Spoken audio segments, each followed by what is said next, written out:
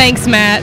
Coach, yesterday you told us you had a riddle to solve offensively for this team. Where to score, how to score. What can we expect to see from Georgia Tech offensively? Well, I'd like to try to get some easy baskets, and the three ways we do it is off transition, off early post-ups, and off some second chance points. If you run good offense, even if you miss it, we've done a good job on the glass. We need to get some of those easy baskets tonight.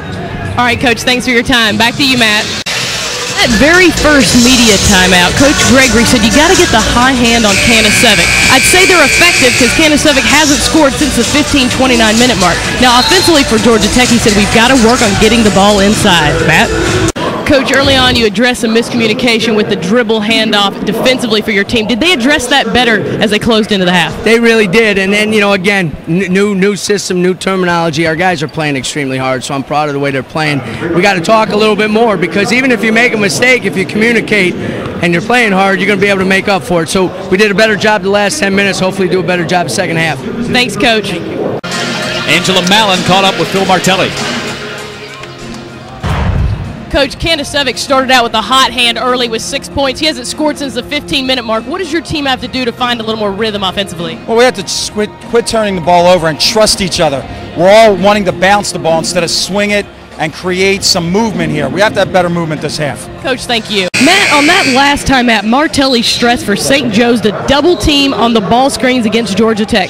He also asked them to defend better in transition. All this defensive talk with St. Joe's having the 42-38 lead, I would say the trust and better ball movement offensively that he talked about at the half is working. Coach, you talked about trust and ball movement in this halftime. How would you say your team did offensively in the second half? Well, offensively, we got going. Langston Galloway, who's a very good player, made shots, and I thought we made some great plays. I don't think you're going to see a better basketball play than that three to kind of put the stake in them with C.J. Aiken hitting the next guy down the floor. So we made shots. We didn't turn the ball over as much and really played good zone defense. You mentioned defense in that last time out. 5 minutes left. You said not just the big guys, all of you playing defense. Well, not only for us, defense ends with the rebound. And we did a much better job, I thought, in the second half rebounding the ball. You advance in the winner's bracket to play Seton Hall. How do you prepare for this quick turnaround? Well, we're used to it with the Atlantic 10 play. We know that we have to get a lot of tape done, work done tonight, and then we'll give the players a good schedule. We won't do much tonight. I mean, it's what time is it? I'm not sure, but we'll just get them ready tomorrow.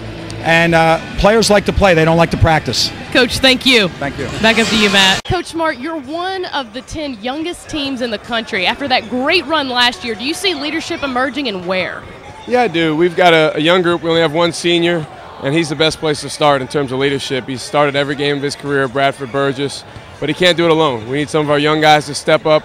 We had some guys that played significant roles last year. Now they're playing much, much more significant roles as juniors and sophomores. So it's going to take some time, but I'm excited about our group. All right, Coach, thank you. Matt, during that first media timeout, Shaka Smart told his team, I want you to stay aggressive. The second point was eliminate Georgia Tech getting into the lane. Now, since that first media timeout, the aggressiveness has certainly increased, and also they've only allowed the Yellow Jackets in the lane 4 times since that first media timeout. Coach Smart, on that second media timeout, you asked your team to go crash the boards. How do you think they responded in this first half? I thought we did better. I was impressed with our urgency on the defensive end. We need to come up with more of the loose balls. I thought they out-scrapped us from time to time, but our guys are fighting. We're playing like a young team, a lot of mistakes, but a lot of energy. Coach, thank you. Matt? Thanks, Dave. Coach, a year ago we talked about Tanner Price, and you said it's so hard to ask a freshman to lead your team, but the scales have really tipped for him this year. Well, I think a little bit of experience. We knew we had a great kid. You know, last year I didn't think Tanner played as bad as a supporting cast, and we got his receivers were helping him a little bit. We're protecting him a little better. He's a great kid. You're going for your 100th win today. What's going to be the difference maker in this ball game in terms of the outcomes? Well, probably having to go against Frank Beamer's team. You know, this is always one of the best coach teams we play, one of the more talented teams. So it's going to be a tough job for us tonight, but I think our kids will play hard. Thanks, Coach. I appreciate your time. And, Dave, for what it's worth, Frank Beamer did vote for Coach Grobe to be the midterm Coach of the Year. Whatever that means, he voted for him. Back up to you. I was just listening to the huddle, and it was Steve Labotsky talking to his offensive line saying there's 2 things I want you to pay attention to. That's cadence and take care of the football. Cadence, take care of the football. Back up to you, Dave. Thanks, Dave. You're going to want to keep an eye out for Garrick Williams, number 74, the center for Wake Forest. He came out the first series with a tweaked right ankle. They taped it this last series. They put 3 rounds of tape on the outside of his shoe. Also, number 80, Andrew Parker, the tight end. He is out until the half. He also has a right ankle injury that they will look at during halftime, Dave. Thanks, John. Coach, this isn't the first time you faced a Colonial League opponent in the playoffs. How did you prepare your team for Maine? Well, we played Maine in 2002, and they were a good football team. I think this is a lot better football team this year than it was. And neither one of well, we got beat 14-13, and they didn't advance from theirs. But this is a good Maine team. That's a strong conference. It's like our conference. There's a lot of good football teams in there. And like Coach said, back in 2002, when the teams faced off, there was about 4,500 fans in the stadium. Today, nearly 30,000. It's amazing how the fan base has grown in 9 years. Back to you, John. John, the injury bug has affected Appalachian State here early. Number 4, Roger Walker, the starting defensive back, is out with a groin injury for the game. Also, backup free safety number 34, Patrick Blaylock, is out with a thigh injury. John? Coach, your team has 2 scores on the board, but how do you feel like your offense is doing finishing out plays? Well, the problem, we had a field goal block, we threw the interception. We've been down there 4 times with 2 scores. Disappointed that we didn't make the field goal. Disappointed that we turned the ball over. But you got to look at it. We're on the road, a tough place to play, and we're playing hard. Defensively, how do you feel you guys match up with that? Doing a great job. I mean, they're an outstanding football team, and they're going to get their points. And I think to hold them to 6 in the first half, we can do that again in the second half. We got a great chance to win this one. All right, Coach. Thank you, John. Presley is an amazing athlete, and Coach Moore told me yesterday that NFL scouts have already requested video of him from 2002 when he played wide receiver. If you look at the draft sites, you'll see he's listed as a Wildcat quarterback, a wide receiver, and on special teams. And it could be a similar situation as Monty Edwards, who is very successful here at Appalachian State, now with the Panthers, playing on the punt team and wide receiver.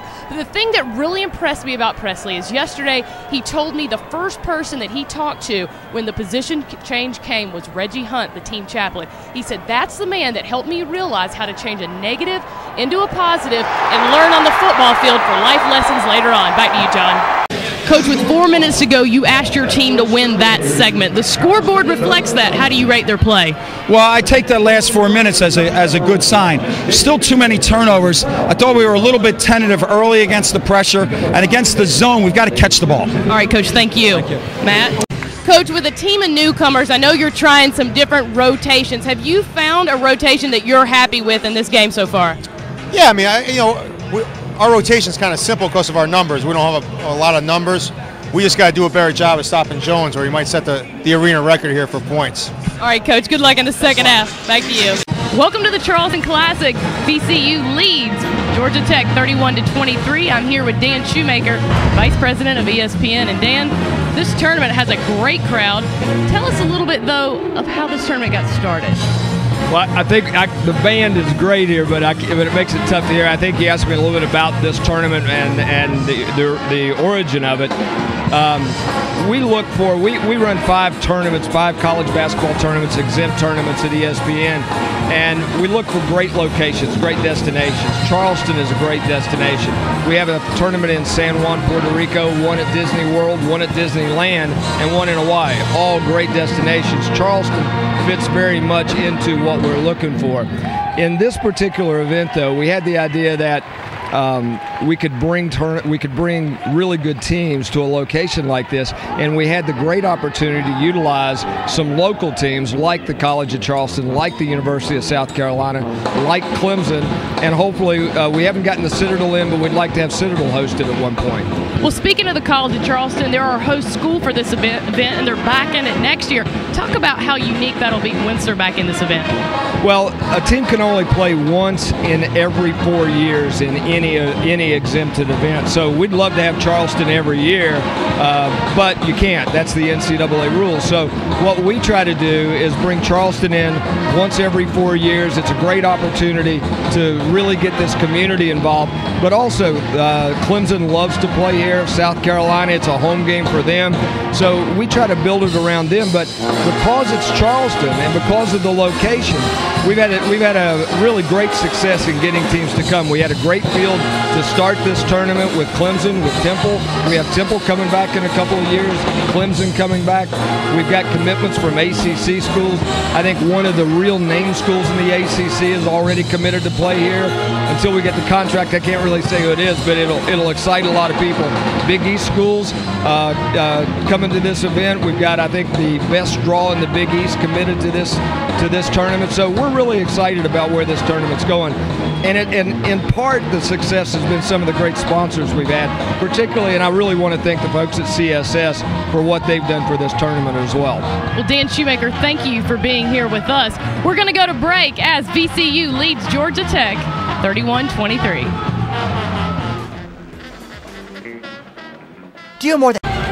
Welcome back. St. Joe's leads Seton Hall 39-32. We're here with a special guest, Mike Jernigan. He is with AmeriHealth Mercy. He's the Southern Regional President. And for those out there that don't know what this company is, tell us a little bit about it. Well, AmeriHealth Mercy is America's leader in healthcare solutions for the underserved. We have about 4 million members across the United States, and we've been serving families for about 25 years. We have about 230,000 members in South Carolina. Wow. Now, I understand there's something pretty neat you do in the community called Healthy Hoops. Can you tell us about that? Sure. Healthy Hoops is an innovative program to help families deal with the disease of asthma. Angela, we have so many children in our health plans, we felt like we needed to have an opportunity to help these families deal with the disease. Now, it's clear you guys are active in this local community, and I understand Bobby Crimmins, the basketball coach at the College of Charleston, teams up with you to actually do some of these things. That's right. Coach Crimmins has been very helpful in South Carolina. We've had other coaches in other states help, and it's a great effort to improve the health status of low-income families. Mike, thank you so much for your time. 39-32, St. Joe's leaves Seton Hall. We'll be back after the break.